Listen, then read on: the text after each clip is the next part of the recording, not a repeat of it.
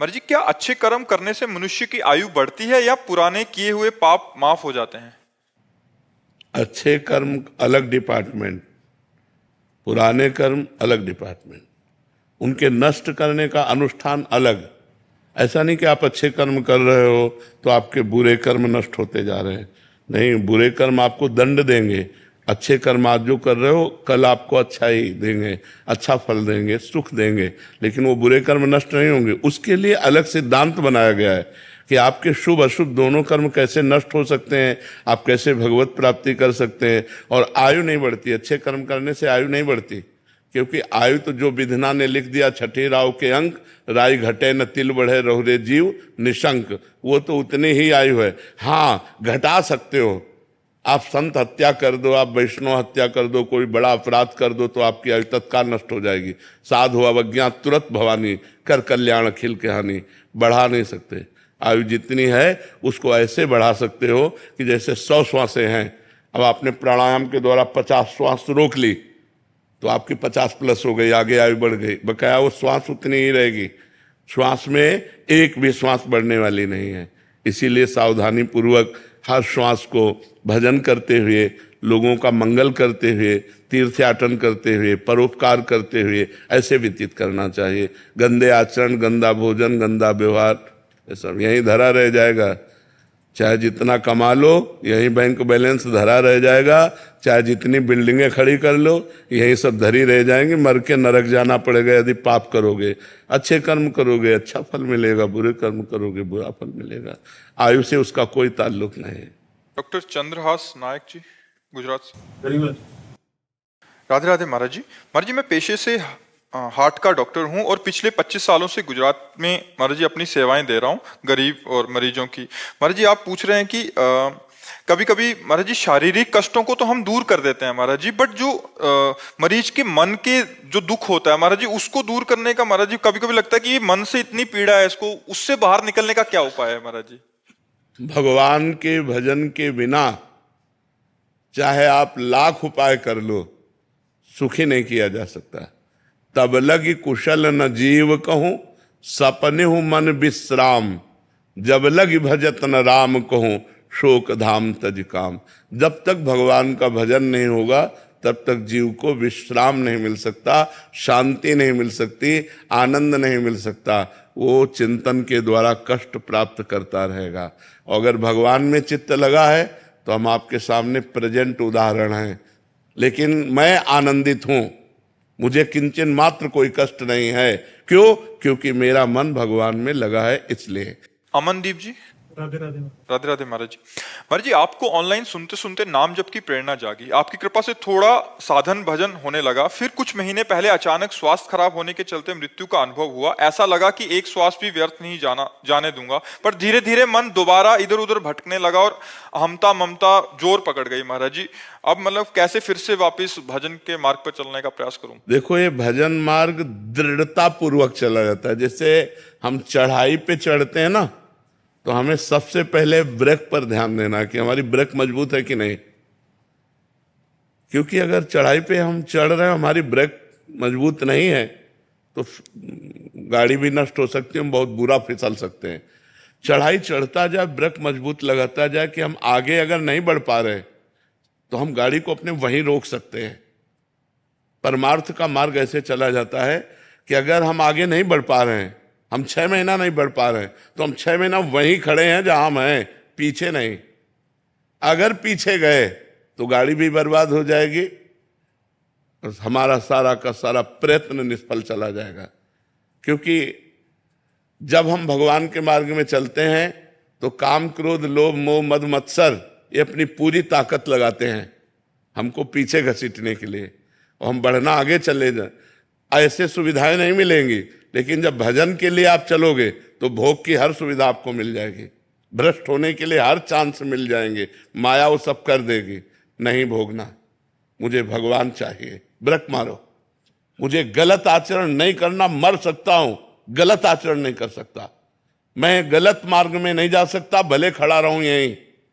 अगले जन्म में हमें रास्ता मिलेगा तो चलूंगा, पर मैं पीछे नहीं हटूंगा। इसमें ऐसे चला जाता है। जैसे हम बचपन से इस मार्ग में है ना, तो माया के प्रभाव को देखा है, भक्ति के प्रभाव को देखा है, भगवान के दुलार को देखा है, तभी तो इस मार्ग में आगे बढ़ पाए। तो ये क्या होता है कि हम लोग थोड़ा भय उपस्थित हुआ तो हे भगवान, और जहां भय गया तो हम भोगों में लग जाते हैं। यही हमारी गलती है। अगर हम 10 माला जप करने लगे हैं तो 9 नहीं होने देंगे, चाहे सुख आवे या दुख आवे, चाहे शरीर स्वस्थ रहे या अस्वस्थ रहे। अपनी नियमावली यदि हम दृढ़ रखेंगे तो भजन मार्ग में आगे बढ़ पाएंगे, नहीं बढ़ पाएंगे। भजन मार्ग में बहुत कठिनता है। इतना दृढ़ निश्चय करना है कि मैं मृत्यु को स्वीकार कर सकता हूं पर गलत आचरण स्वीकार नहीं कर सकता।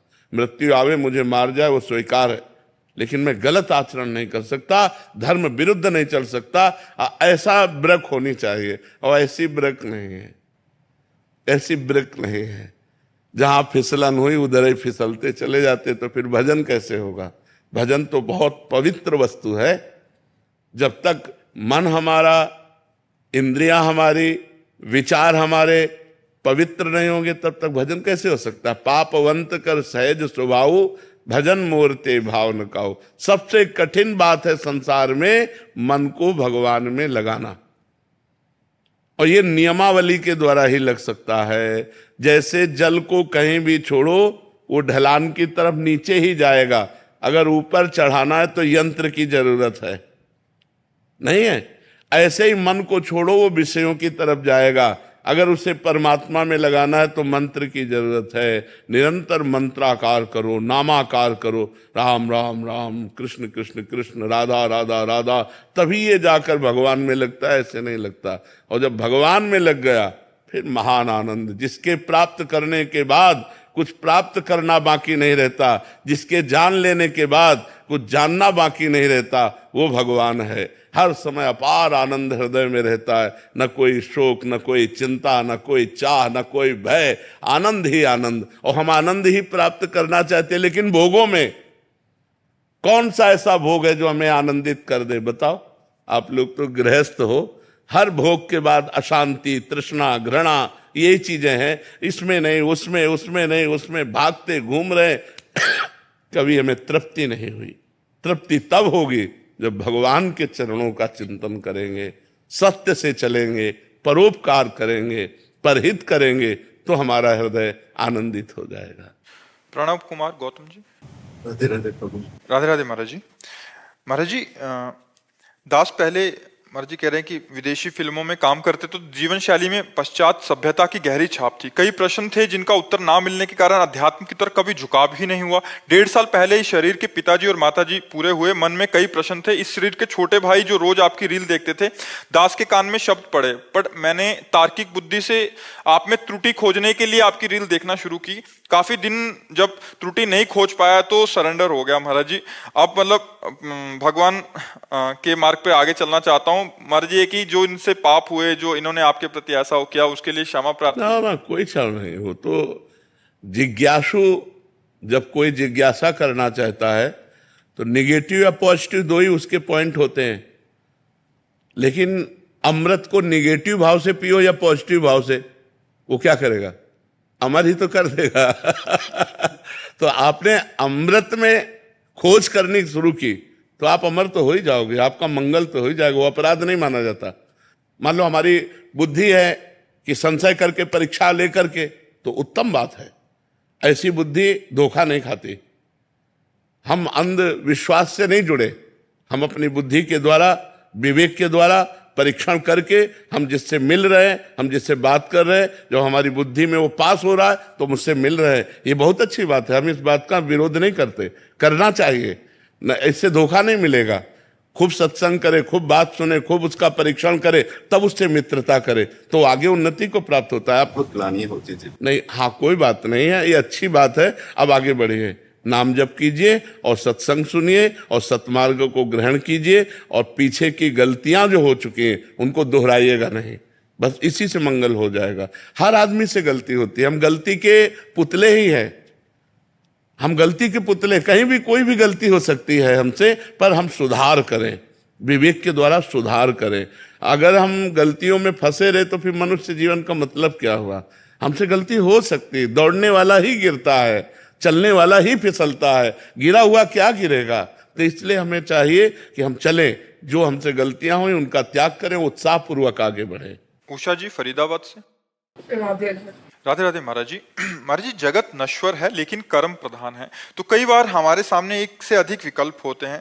प्रभु से प्रार्थना करते हैं जो आपकी मर्जी हो वो कीजिएगा, बट हमें कैसे पता लगे कि प्रभु की आवाज अंदर से तस्मात् शास्त्रम प्रमाणम ते कार्याकार्यो व्यवस्थितो।